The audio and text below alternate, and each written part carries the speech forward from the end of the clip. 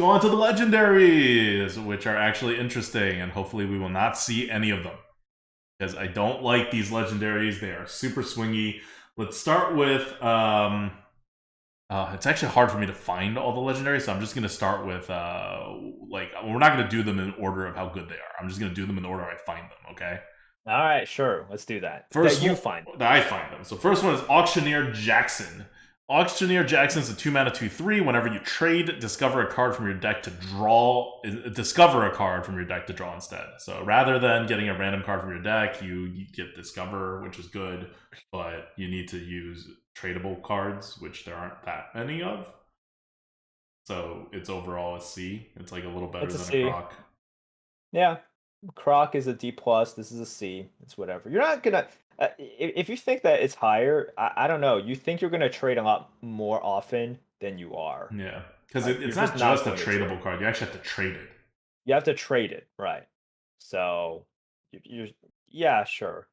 It's got a little bit of a bonus. All right, next is Flightmaster Dungar. Flightmaster Dungar is a C+. Still kind of normal-ish. It's a 3-mana 3/3. Battlecry, choose a flight path that can go dormant. Awaken with a bonus when you complete it. Oh, God. I don't even want to read all this, but... So, is there a good way to... I don't have a good way to look at... Oh, there we go. Okay. So, you have 3 options for your flight paths. The first option is Westfall. In 1 turn, you awaken and summon a 2/2 Adventure with a bonus random effect. This is the one you're going to do most often. This is... not bad. Yet you get 3/3, you get 2/2, you get a bonus down on top of it. You're basically dormanting it for 1 turn. It's fine. This is what you can do the most often. This is most of the reason why it's a C+. Like, it's better than a Yeti. Your other option is Ironforge. In 3 turns, restore 10 health to your hero. So you're not going to use that very often. You're dormant for 3 turns, and you have to predict that in 3 turns you need 10 health. What? And not an arena thing. Or you're like already in trouble, but you can still survive 3 turns. I don't know. Yeah. Okay, and finally it is Eastern Plaguelands. In 5 turns, deal 12 damage randomly split among enemies. 12 damage randomly split among enemies isn't even that great, and then you have to wait 5 turns for it when you don't get this like 3/3 even. Like, it's all terrible. Basically, you're gonna pick Westfall pretty much all the time, and so that makes it a little better than a Yeti. Yeah, like it's not just a little bit better than Yeti. Like a C. Yeah, okay, it's significantly better than a Yeti. Yeah, that's significantly better. So remember, a C+. If a Yeti is a 100, which it is, because Yeti is at the bottom of a C. A C+ means this is about like a 135. Yeah. So like it's significantly better. Yeah. And I understand it's like a little bit better, significant. Like how much is significant. But I do want to show people like okay. That's true. And remember, a 3-mana 3/3 is like a 70. Yeah. So this is basically double the score. You don't even get the initiative. It's not a 3-mana 3/3. It's a 3-mana 3/3/2/2 with an ability that is dormant for a turn. But it's dormant for a turn, right? So that's where we're at. And the others, yeah, you could choose them. You're probably choosing wrong if you choose the other ones. Almost definitely choosing wrong. Like, even if you need to like heal, you'd rather just have the bodies to like trade and attack and stuff. Yeah. So okay. That's where we're at with the Flightmaster. All right. Next legendary. So far these legendaries are like playable, but not like great. The next legendary is where things are going to start getting scary. Cornelius Roame is the next legendary. This is a 6-mana 4/5 at the start and end of each player's turn. So that means twice whenever a turn switches. Draw a card. Yep. So every time a turn switches, you get 2 cards. Yes. So yeah, like you drop this if on 6 or later. It is at minimum 6 mana for a 4/5 in which you don't draw the cards immediately, right? You draw the cards at the end of your turn. You draw 2 cards. The end of your turn. Yeah, you effectively draw 2 cards at the end of your turn and 2 cards at the start of your turn. At the start of your turn, if it comes back to you, like and if they you're haven't still killed alive, it. yeah. But And then yeah, if you don't kill it off that's at what that this point, is. you get 2 more cards, right? Because it's the end of your turn again. Right. It's a card drawing machine. It's really freaking good. I mean, this is really, really freaking good. So, Remember, card draw is not what it used to be. yeah. So this is an A plus. We stopped short of giving it S tier. Remember, S tier is I mean, okay, A tier should not be neutral, but I think legendaries are probably exempt from it. S tiers should not be in the game, period, because there is a downside to this card, which is that if your opponent kills it, 6 mana, 4/5, draw 2 cards is a very normal card. It's not even a good card. So if your opponent, I mean, it's what do you mean by normal? 6 mana, 4/5, draw 2 cards, Mm-hmm. like a Yeti. I think it's a little bit better, but I think yeah. it's about a Yeti, but okay, fine, a tiny bit better than a Yeti. Um, it's just kind of not great, right? And it only has 5 health Yeah. in a pretty late part of the game. So there's a decent chance that it's going to end up being just a little bit better than a Yeti. Now, why it's so high is because of the potential to totally win the game, right? If your opponent can't take care of it. Even if your opponent waits just one more turn, then this card would have drawn you 6 cards. But if you just keep this guy alive for a little longer, your opponent's you're gonna start overdrawing. There's potential for mill with this card. Your cards start mattering less and less when you have a bajillion cards in your hand already, even if you're not milling anything. So there's this kind of like natural cap to this card's power that makes it like not totally busted and just like super duper duper good, even in its upside. Yep. So yeah, like A plus, A whatever. Like it's A just very, very plus. good. Yeah. A plus, not quite S, but still not a card you really want to face, especially if you Definitely don't not. have initiative. Okay. Oh, next one is an interesting one. Next one is Lady Prestor. Lady Prestor is a 6 mana, 6/7, also known as a Boulderfist Ogre, even though she looks nicer. Battle Cry, transform minions in your deck into random dragons. They keep their original stats and cost. Yep. One of you guys can tell me the lore of who Lady Prestor is. I don't know. Like the further we go on, the further I have no idea who these people are. But here's how it was rated, and this is just all me. So you guys can blame me or give me credit or whatever. Yeah, I just told Merps I'm not touching this card. So here, oh, apparently it is Onyxia in human form. Thank you. That makes sense. Oh. Okay. I gave this one a B plus, and here's the reason why. And once again, remember B plus is around. It's not yet 200, but it's about 200 in the old scale. Yeah. So if you remember what cards It's were there, super duper this good. it's super duper good.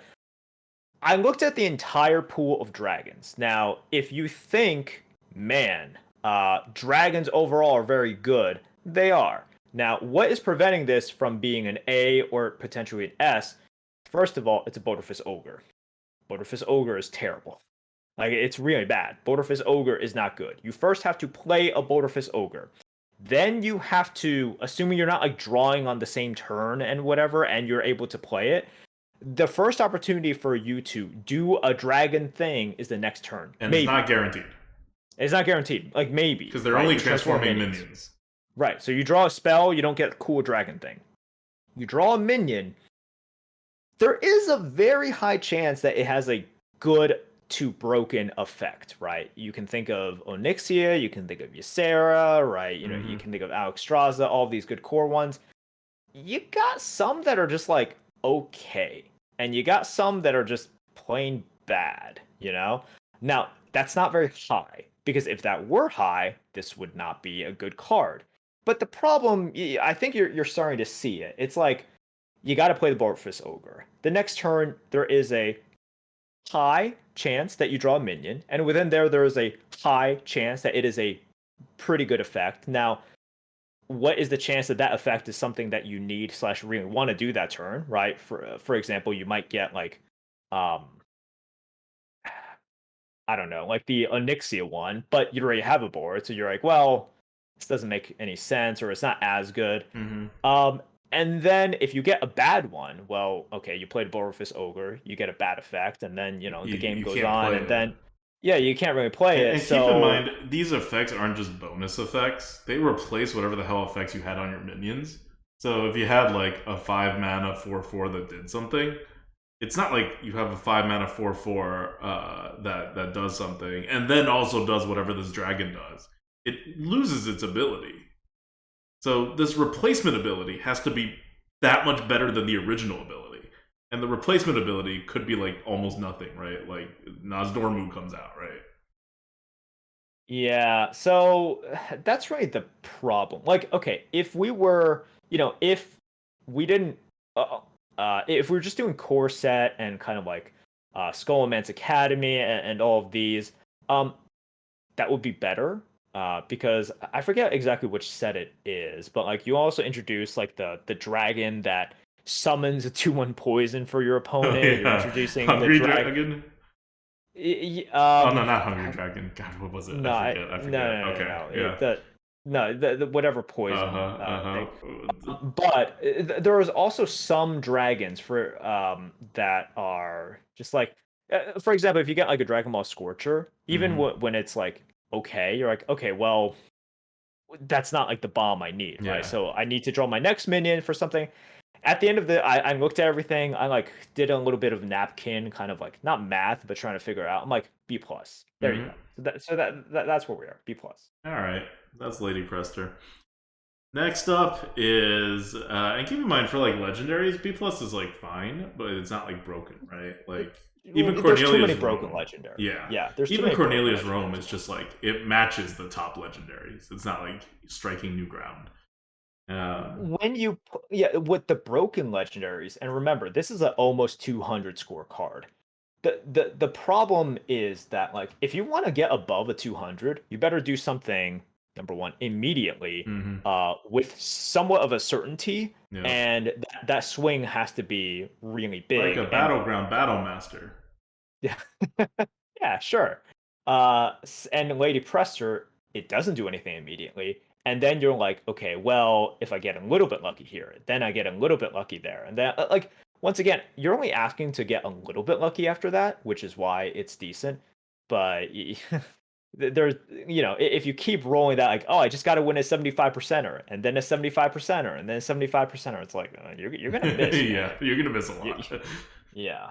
All right, But next is Varian, King of Stormwind. And it is one of the most badass pictures.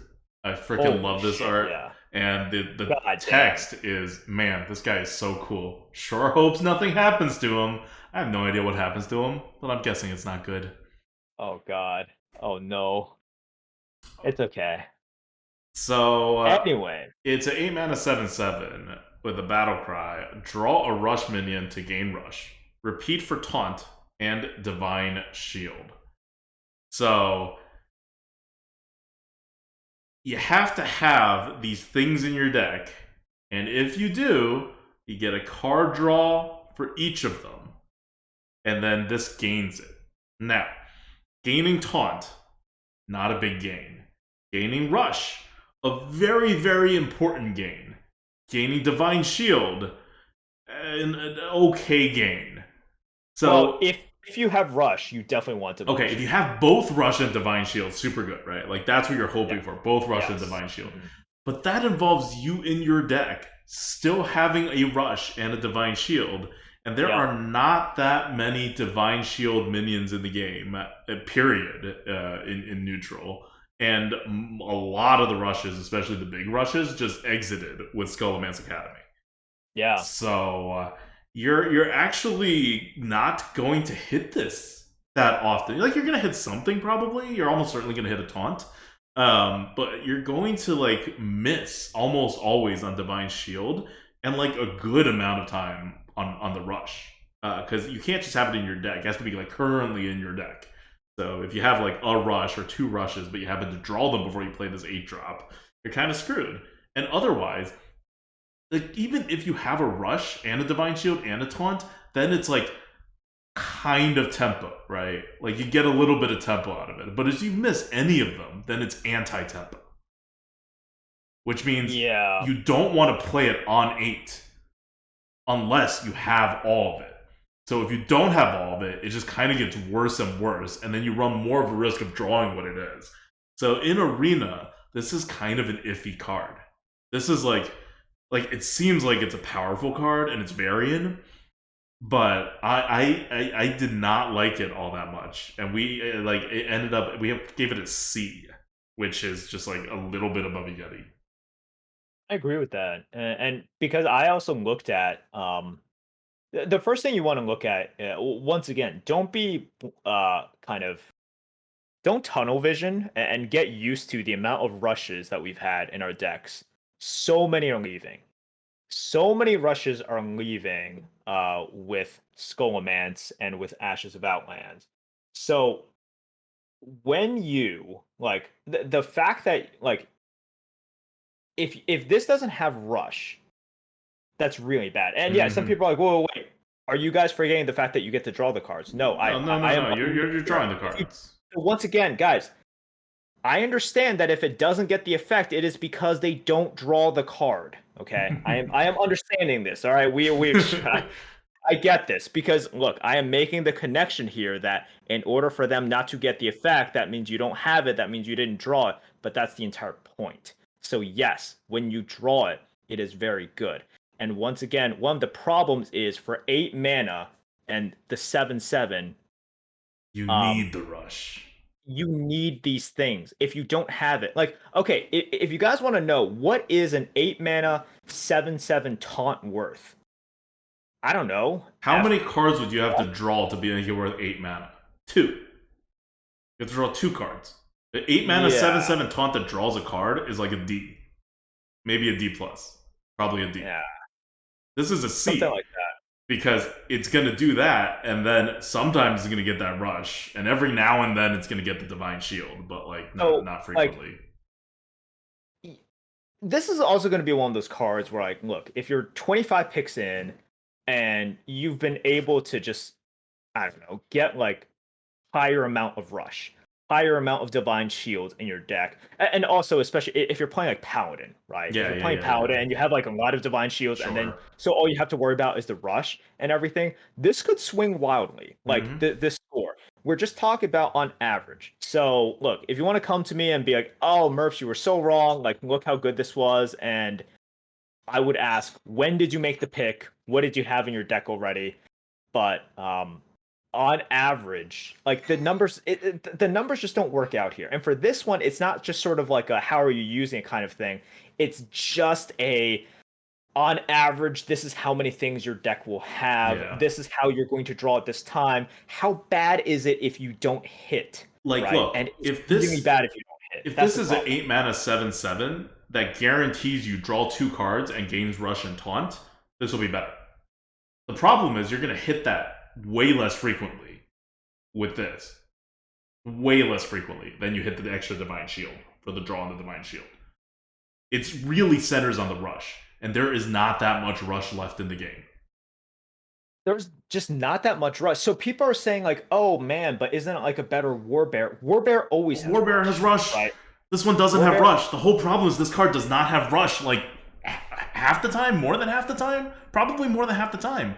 Like, where are you getting your rushes? Are you taking the Goldshire Knoll? Probably not, right? Like, where else are the rushes coming from? What's that? The 3/3 like tradable rush, the Impatient Shopkeep? How many of those are you taking in your deck? You're not going to take it over anything for the most part. You're going to take other stuff over it. Like, there's no rush in this set. There's little rush in all the other sets that are coming in.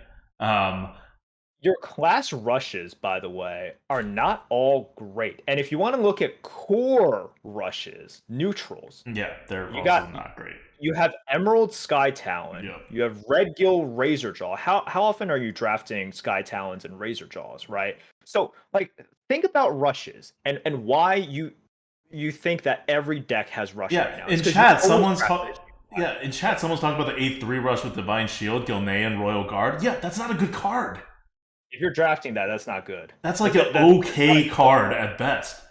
Like, it was never a great card, but it was like a good card. And nowadays, it's like a Yeti. Yeah, it's okay, but Um, yeah, like you're taking out the broomsticks, right? You're taking out the rusty raiders. You're Fishy. taking out the fishy flyers. Those were in every single deck, right? Mm-hmm. Those were, so you can always assume Claw Machine, you always Dirigible. had. Dirigible does not have Rush. So just Claw Machine. Yeah, yeah. Dirigible doesn't naturally have rush. Remember that. Mm-hmm. Swift Claw Messenger is Machine, okay. Yeah, Swift Messenger is okay. Like, we're not saying there are no rush cards, but like you have to have rush cards, and then you have to not have drawn them by the time you're playing Varian. yeah. So, guys, like that's the thing. Like, whenever I say I'm like, okay, like you're not going to have as many rush cards, but they're like, Merps, I will name this one card to disprove it. I will I name don't 3 cards. I don't deny that this exists. I'm just saying that it is not the plentiful bounty of rush that you are used to. And here's the other thing about drawing a card. You will miss taunts more often than you think. Like, you won't miss them often, but you'll miss them like 20-25% of the time. Because you would have just like, you would only end up with like 2 cards that actually have the word taunt written on the card, or 3, and you would just happen to have drawn them all before you end up playing your Varian. Because to play Varian, you have to be at 8 mana, and you had to have drawn Varian at some point. So Varian is played 8 mana earliest, turn 8 earliest, but very possibly after turn 8 as well. And sometimes, not most of the time, you're going to draw all your taunts. Like, there are no good new taunts coming in that have the word taunt on it. Like, you have Stormwind Guard, right? Which is it. Morak Forfiend, not really like too great. And then, okay, you do have your Encumbered Pack Mule. Like, you have some stuff, but it's just like it's all very iffy. And when you add them all up, the odds are not super favorable to draw 2 cards. They're super favorable to draw 1, at least. You're gonna draw a card, but okay, like Yeah. you get Divine Shield on it, which means you have a Force Tank Max that drew a card. Great, that's fantastic. If you just get Rush, it's like, all right, that's fine, right? But the downside is really bad, and of course the upside is really great. But like, man, to hit that's like, it's hard. Yeah. It's really really hard. It's not impossible, and I'm gonna tell you guys right now, like this is one of those scores in which like, yeah, you can look at your deck later on in the draft, pick 26, pick 29, right? And you look at it and you're like, holy shit, this is like a stupidly good Varian deck. And sure, yeah. And in those, it would be like the auto pick over like everything. But on average, no. That's all we're saying. On average, no. Like you can sometimes pick it and be absolutely correct in doing so. But if you're just drafting normally, and once again, I mean normally, right? It's like not like you're picking Gilnean Royal Guard over actually really good cards, and then you get rewarded with Varian. No, like if you draft normally, and then you get this at the end of your draft, or even in the middle of your draft, and you continue to draft kind of like normally, it doesn't work out. That's it. That's all we're saying. It's not that it's like bad. We're rating it a little above a Yeti. We're not saying like this is an unplayable card. It's just not a premium card at all. No, it's just too hard. Like it's too conditional. That's it. All right. That is it for all of the neutral cards in United and Stormwind. As you can see, like, it's an okay set. It's a 2021 set. It is a current year set, but it is not breaking boundaries outside of Battleground Battlemaster. That is the one boundary breaking card. Everything else is kind of normal. They make you think a little, but more so in like planning your deck than in how you actually play it, except for tradable. Everything else is it's kind of straightforward. This is it's a simple set, I think, for Arena. Yeah, it's very simple. I think people were quite underwhelmed. I know people were talking about it on Arena HS, being like, "Wait, is this like one of the tamest or most boring or underpowered sets we have seen?" I think it's certainly a surprise to a lot of people who were expecting either an escalation or even like a lateral move from these sets that are rotating out, for example, Ashes and Skull and Mance. Yeah. But we really saw just them reining it in a little bit, especially for the neutrals. We will see Yeah. there's definitely some power in the class cards, right? Even the And class that's cards aren't ridiculous. yeah, overall, Yeah, overall. I definitely agree. Yep, I So definitely. it's just kind of crazy to look through all the cards, and in the non-legendaries, there's like one B plus that's disputed, where it's like you think it's a B, I think it's a B plus, and then we have one A in the neutrals, and that's it. So this is like very close to a set when the neutral side that actually gets my like stamp of approval of like just being like, if I were the head balance guy at Blizzard and we were just making this for arena purposes, I'd be like, all right, let's ship this. Very close to it. We're like one card off basically. And that like pretty much never happens because, you know, one, I don't think Blizzard is particularly aware of how their cards work in Arena, the more complicated ones at least. And two, they are specifically not doing this for Arena. So, you know, you have the combination of they're not great at it and they're not even trying. So it just never happens. But in this case, it kind of worked out. So we'll just see just how bad Battlegrounds Battlemaster is. And I think it's going to be pretty warping. But that's it.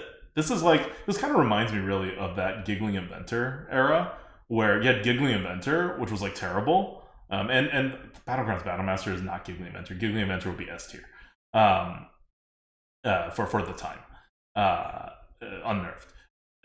But you just have like kind of one problematic card, and all the other cards were like cool. And you just had like a pretty great meta, and then everybody had Giggling Inventor, and you're just like, why is this like kind of ruining this near perfect meta? I think it's gonna be similar to that, which I really like that meta actually, despite Giggling Inventor's existence. And I don't think this is gonna be. I mean, this is gonna be more tilting than Giggling Inventor just because of how Battleground Battlemaster is set up. But it's it could set up a pretty decent meta. I think getting rid of all those removals is going to be very refreshing for those who have played Arena for a long time and maybe think, you know, the boomers, including me, who are just like, God, it's just like I remove, you remove, I remove, you remove. And there's still certainly a lot of skill to be exercised there in terms of how much you hold back, you know, like how do you anticipate the flip? A lot. There's still a lot of skill there, but I think a lot of people are just tired of like, okay, now this is the third time you've cleared me. The fourth time I will set it up this way using the information that I've gathered, and I think that this will be more difficult for you to clear me for the fourth time. But like, yeah, that's really annoying, right? I don't like to play that way either. So this is going to really change that aspect because with all the neutral removals, with all of the ways to generate, I don't exactly know how it will shake out, and no one really does because of the adjustments that are to come. Remember, Blizzard decides the exact meta nowadays. We don't know exactly how it'll work, right? For example, we looked at when like druids were supposed to suck, and then Blizzard said no.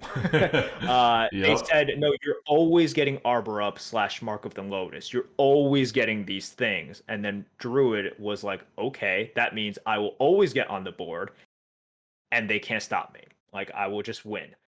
So Blizzard decides the meta, period. However, you can talk about, it's like, well, how is it going to change? And even through adjustments, unless Blizzard just goes absolutely insane to a degree we've never seen before, the Og Merchants, Fishy, all of these rushes, all of these initiatives, all of the ways to generate spells, which are initiative in another way, that will be felt in such a huge way. And I can't wait to play Arena and not have this back and forth kind of just nuclear warfare of removal. Yeah.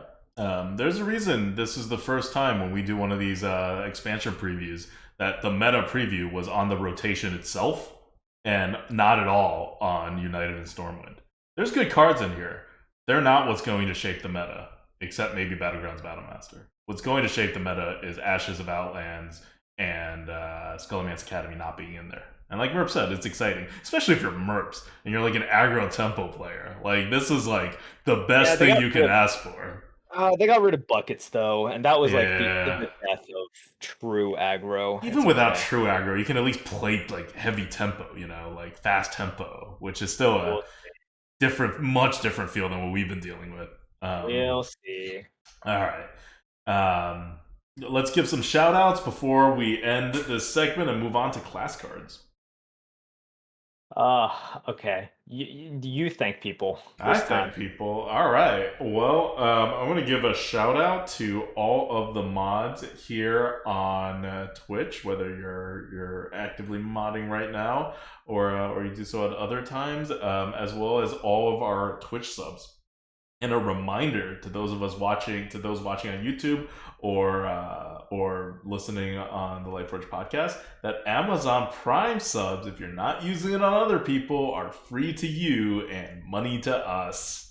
Thank you guys so much. We really appreciate the support you've given us through the years, and it's we're like if you're like listening to this because you tune in before every expansion, you don't really tune into the other Lightforge podcast stuff. We talked about the Blizzard lawsuit and additional information that came out after that on the previous Lightforge podcast. So if you want to dig into that, give that a listen. But we're still playing Hearthstone. We're still excited about the arena. Despite Blizzard's absolutely terrible things that they've been doing for a really long time. We're excited at the devs who are taking action and the other employees at Blizzard who are taking action, and hopefully there'll be a brighter future. But the game is still as good as it was before the controversy, and the Hearthstone team seems not immune, but at least not anywhere close to the center of the controversy. So that is something that we also take a little solace in. A little bit. That's it for us. We're moving on to the class cards next. Until then, this is ADWCTA. This is Merps. See ya.